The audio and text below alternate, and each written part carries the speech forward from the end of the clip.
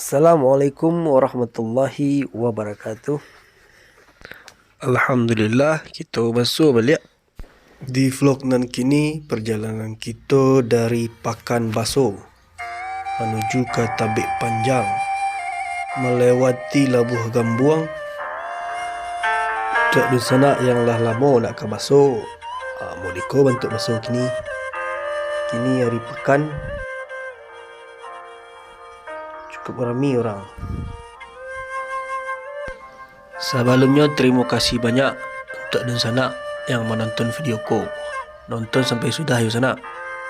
Mudah-mudahan video ko dapat mau be teragak orang kampung yang di kampung ataupun yang di rantau yang lah lama tak lewat ke siko. Bisa juga menjadi kenang-kenangan untuk awak di tahun-tahunan ketiba.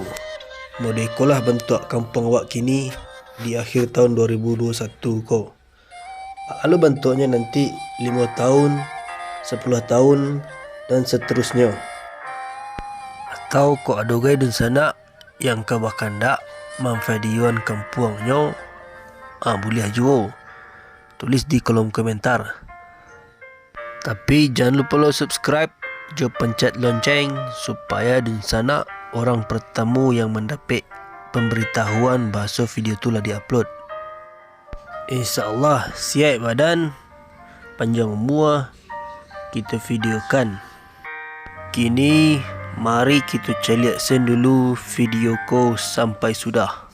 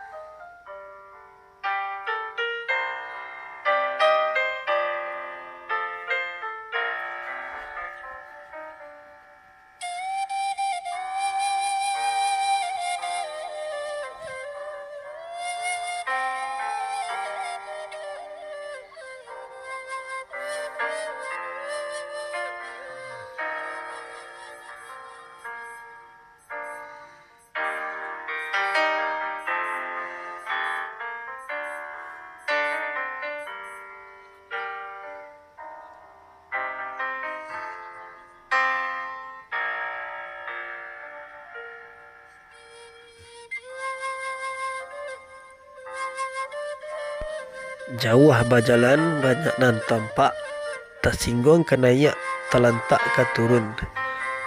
Selama perjalanan ko adugai nan tak tersapo ko diambo dan sanak sadonyo. Mohon diberi maaf. Segitu saya dulu vlog ini ko. InsyaAllah kita besok balik di vlog yang ketiga. Assalamualaikum warahmatullahi wabarakatuh.